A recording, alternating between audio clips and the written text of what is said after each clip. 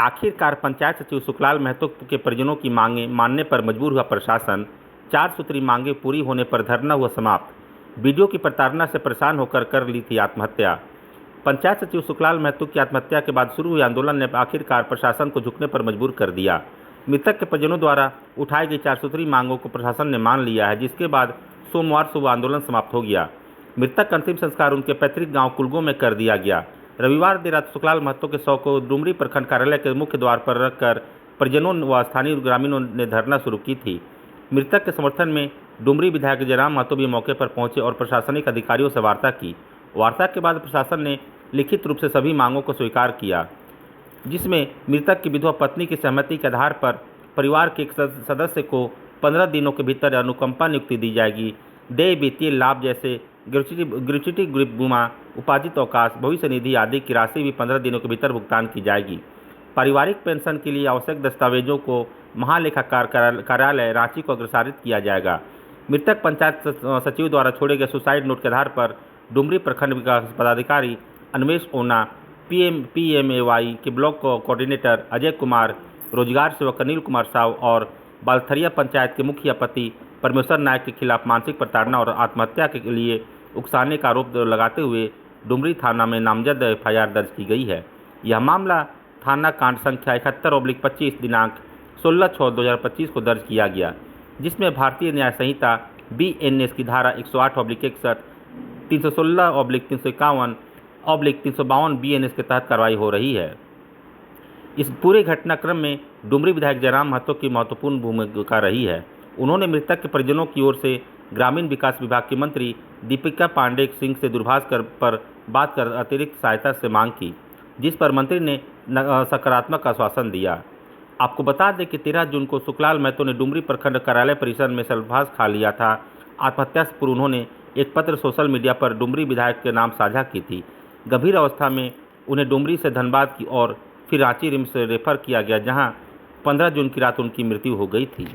देखिए, सबसे पहला हम लोग नामजद FIR क्या मांग किए थे और रांची से ही प्रशासन ने परिजन को बरगलाने का काम किया था। वो नामजद FIR नहीं, फर्द बयान में नामजद नहीं कर रहे थे। वो केवल फर्द बयान ले रहे थे कि पॉइजन मतलब दवा लिया, उसके कारण तबीयत बिगड़ी और रांची पहुँचे। रांची में उनका देहांत हो गया। तो फिर हम लोगों ने वहाँ भी प्रेशर बनाया, आंदोलन का चेतावनी दिया। तो फिर वहाँ फर्द बयान में उनका नामजद किया गया और फिर अभी डुमरी थाना में भी उनको नामजद FIR किया गया है। जो हमारी पहली मांग थी कि जो लोग दोषी उन पर नामजद FIR हो, तो पहले नामजद FIR हो चुका है। उसके बाद अनुकंपा के आधार पर आश्रित में किसी एक को नियोजन, वो अभी 15 दिन के पहले लिखित वार्ता हो चुकी है। उपायुक्त से बात हुई है, विभागीय मंत्री से बात हुई है और बाकायदा 2 अनुमंडल के अनुमंडल पदाधिकारी तथा अन्य सरकारी पदाधिकारियों की उपस्थिति में ये बात हुई कि 15 दिन के भीतर नियोजन दिया जाएगा।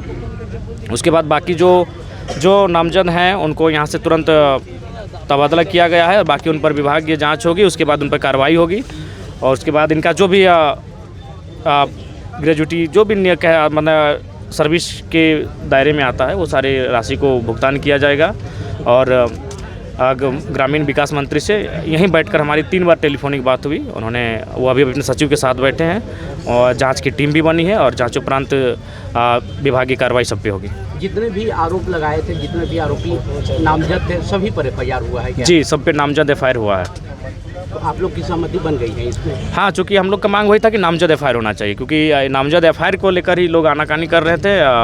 परिजनों पे भ्रम का फैला रहे थे, दबाव बना रहे थे कि नामजद FIR अपना करें, नहीं अनसुना कर रहे थे। लेकिन नामजद FIR हुआ है, फर्द बयान भी नामजद हुआ है। वीडियो के निलंबन क्या किसी को इंसाफ लेने के लिए मरना पड़ेगा क्या? नहीं, ये दुर्भाग्य का विषय है। करप्शन इतना बढ़ चुका है कि अब लोगों को अपनी आवाज़ को बुलंद करने के लिए अपना जान त्यागना पड़ रहा है।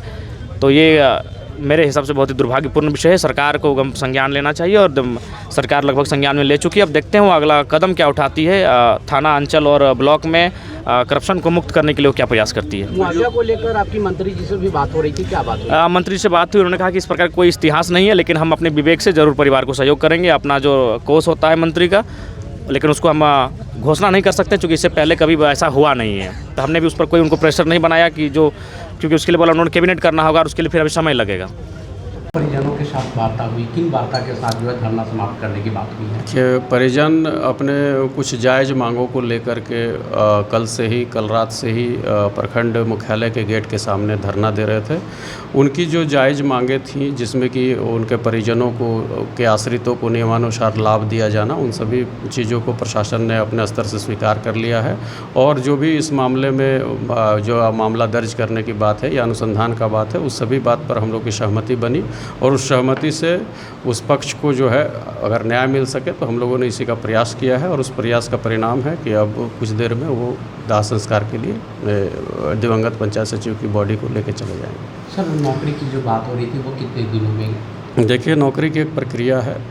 जो भी अनुकंपा समिति होती है उनका विशेषाधिकार होता है, लेकिन हम लोगों ने इनको कमिटमेंट किया है कि नियमानुसार हम लोग जो है सो सारे कागजात जब ये पूरा कर देंगे तो 15 दिनों के अंदर हम लोग इस पर समिति की बैठक में निर्णय लेंगे। जिन पर आरोप लगाया था सर, वैसे लोग जिन पर आरोप लगा है, अब वो मैटर दो तरह से है। एक विभागीय जांच चल रही है, जो विभागीय जांच का ये है आएगा तब बताया जा सकता है, और एक पुलिस की अपनी जांच चल रही है, उसके अनुसंधान के आने के बाद ही ये कुछ बताया जा सकता है। सर, जांच टीम में कौन कौन है? जिला से जो जांच टीम गठित हुई है उसमें एसी साहब हैं, बगोदर सरिया एसडीएम के रूप में मैं खुद हूँ। इसके साथ साथ हमारे हेडक्वार्टर डीएसपी नीरज कुमार सिंह है और एक चिकित्सक भी हैं, डॉक्टर रवि महर्षि, वो भी हैं। हम लोग चारों हैं।